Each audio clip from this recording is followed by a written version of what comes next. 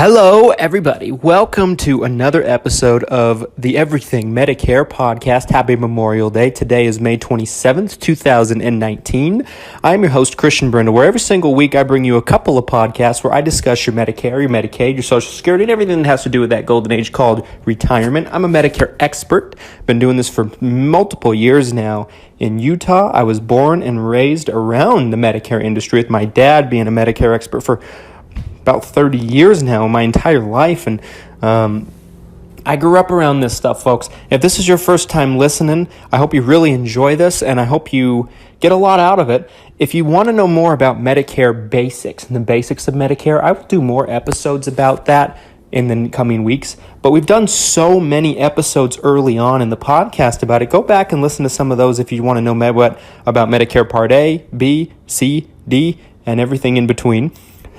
Today, folks, we're going to talk about something that just drives me bonkers that people fall for on Medicare. So the reason why we started doing this podcast, I own a company called Christian Brindle Insurance Services, and we're part of a larger company we're family-owned called Brindle Insurance Group.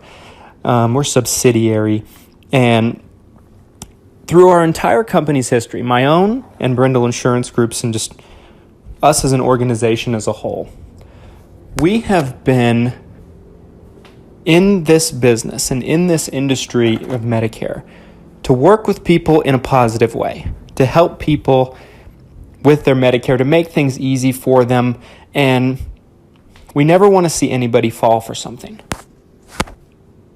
But this is something that I've seen people fall for ever since I got involved in it, and it's been going on for over 10 years, maybe even longer, that people have been falling for it.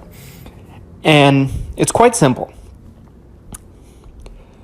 In this industry, there's a lot of people that do what we do, that brand themselves as Medicare health experts. I've done a lot of podcasts where I've really ripped a lot of people that do what we do, not because they're directly my competition, although they are, but because I'm just disgusted by how they do business, how they treat their customers and their clients, how so many of them are in the business to enroll you into a plan with them. Forget about if it's a good plan for you. Just change you to a plan as long as it's with them. Doesn't matter if it's a downgrade. And then they never, ever speak to you again. Ever. You're a one-time sale for them. The relationship doesn't matter. Your needs doesn't matter. If the plan goes down the toilet even more, it doesn't matter. If a new plan becomes available that's better for you, to them, it doesn't matter. There's so many people like this. And if you've been listening to me for some time, this might be redundant information, but there's a lot of statistics out there that say the turnover rate for people that are insurance agents and brokers and work in the healthcare industry in this facet. There's so many statistics and numbers and polls out there that suggest that anywhere between 89 to 88, maybe 88% to 92, maybe 93, maybe even 94 or 5%. Depends on what source you're looking at, but I like to say 90%. 90% of people that become insurance brokers and agents do not last longer than 3 years. They're out of the industry completely in a 3-year period. There's a couple different reasons for this, and I'm going somewhere with this, okay? The reasons for this are quite simple. Number one, for a lot of people starting out, it can be very difficult, depending on how you end up doing the career. It's not an easy career by any stretch of the imagination. Partially because so many people out there that are trying to make it will do anything to make it. They will screw you over to make it. And it gives the rest of us a bad name. So everybody's at a disadvantage because most of the people in the industry don't have any integrity, especially not at the beginning, because they have families to feed.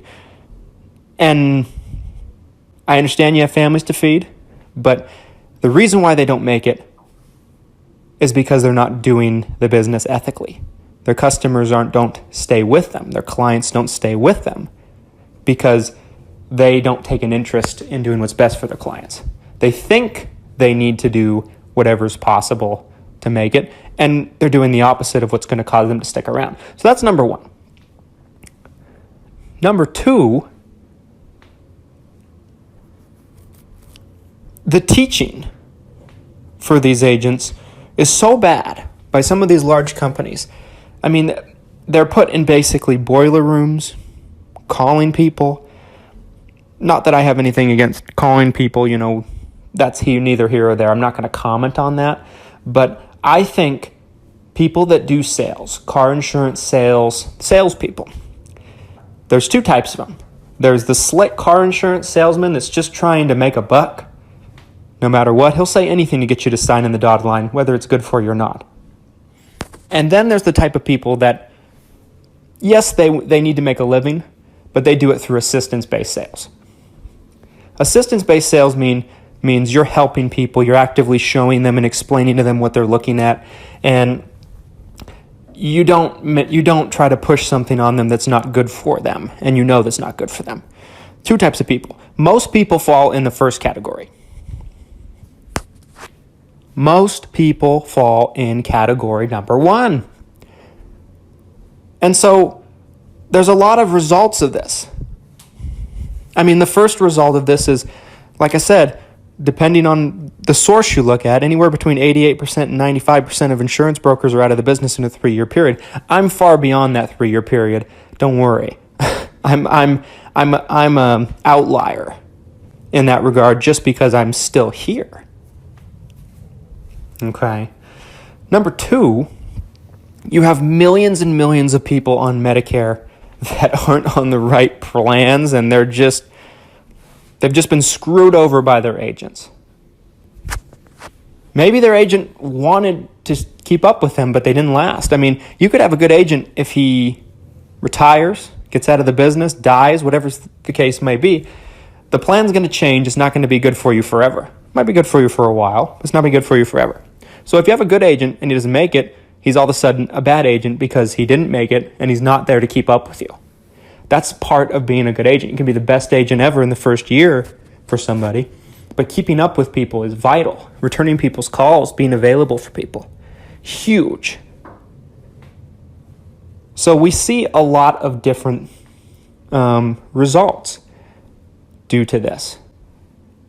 And there's a culture there, a very negative culture, in my opinion. And I want to be the one that exposes it.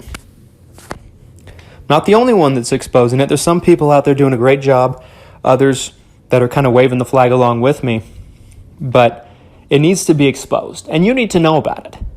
Stay with me into segment 2. After a quick word from our sponsor, I'm going to tell you exactly what to watch out for. Stay put.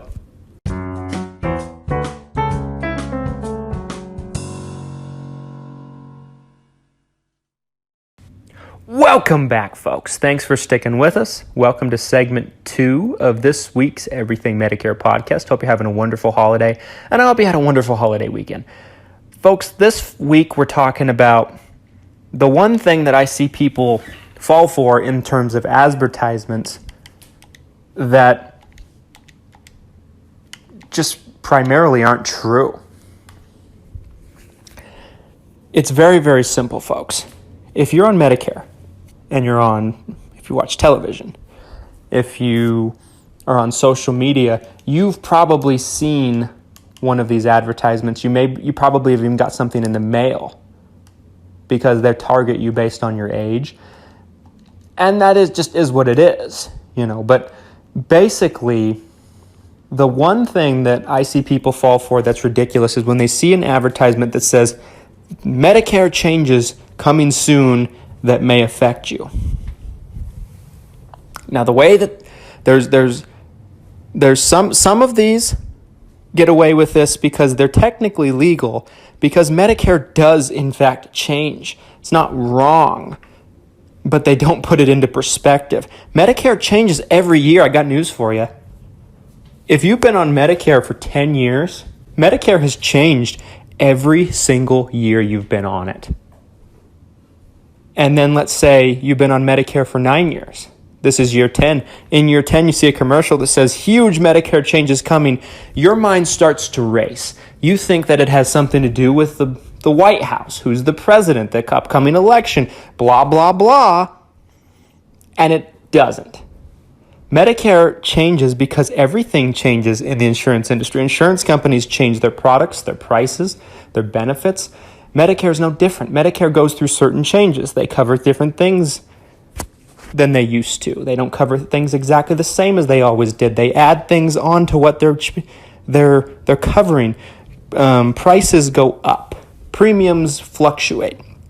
Benefits go up and down. Different plans come into the market, et cetera, et cetera.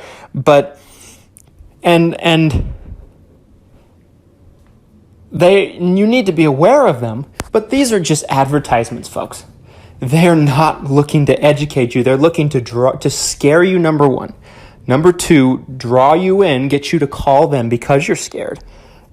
And then they pump up something that has been available for years, and there's a reason why you don't have it in the first place, because you were offered it when you first turned 65 and it wasn't the best thing for you. They're just looking to get you on one of their plans, whether it's good for you or not.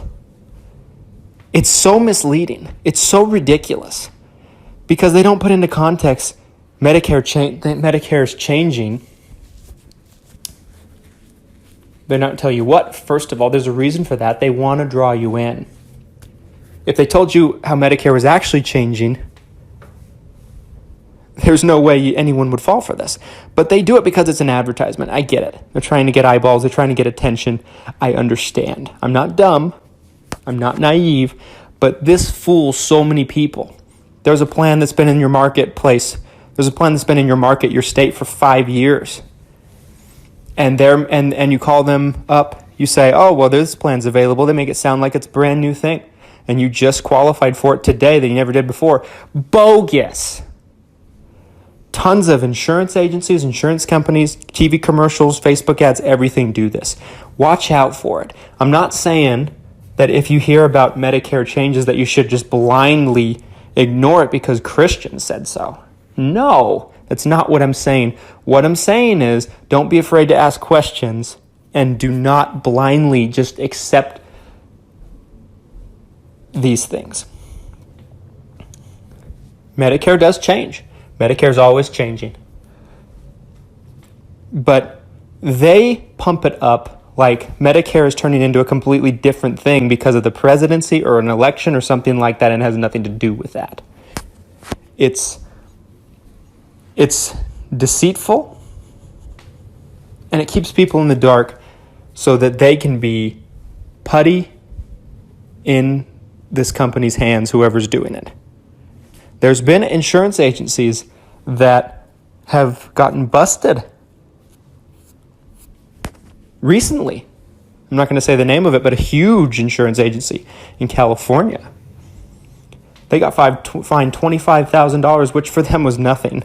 I wish they would have got fined more. But they were sending out mailings with this type of topic, and they were designing the letters to make people think it was coming directly from Medicare.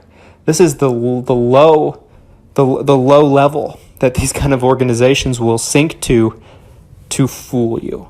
Because if they fool you, you are putty in their hands to be manipulated. Be careful. That's all I can say. I'm not saying everybody has a bad agenda, but a lot of them do. Be careful. Just because you see a commercial that says Medicare changes, it might be illegal. Probably wouldn't be able to air on TV if it wasn't legal, but they dramatically inflate and over-exaggerate the changes. Don't let people scare you off your plan. I've seen so many people fall for this type of thing. They jump off their plan and they regret it for years, and they might not be able to get it back because maybe that plan accepts health, won't take them again unless they can pass health questions. You don't know. You don't want to give up something you have that's better for you because you're afraid.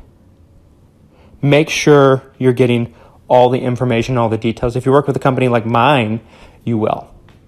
I guarantee it. You'll hear both sides of the coin honestly, and it will be explained in a way that you can understand. Be careful, watch out for these things, and don't let a snake bite you. Stay with me into segment 3 after a quick word from this week's sponsor.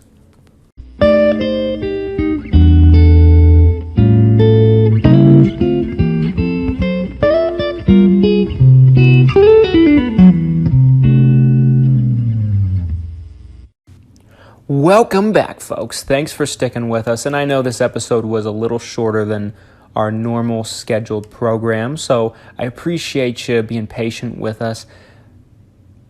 Although we have been bringing you normal programs as of late, this one had to be cut a little bit short just due to the chaotic schedule that we've been having throughout this week on this holiday. Thank you so much for tuning in, for listening. I can't thank you enough, and I really hope you found benefit in this. And I don't just mean to trash on other people in this business, but there's some people in this business and this industry that you have to absolutely be aware of and wary. That's my biggest message, and as I encourage you to go in throughout the week. And thank you so much for listening. We appreciate you. Watch for our podcast on Saturday. I have a big topic and a long one coming, and we also are going to have more interviews coming soon. I can't wait to do that. Thank you very much. Have a wonderful holiday and a wonderful week. Take care now.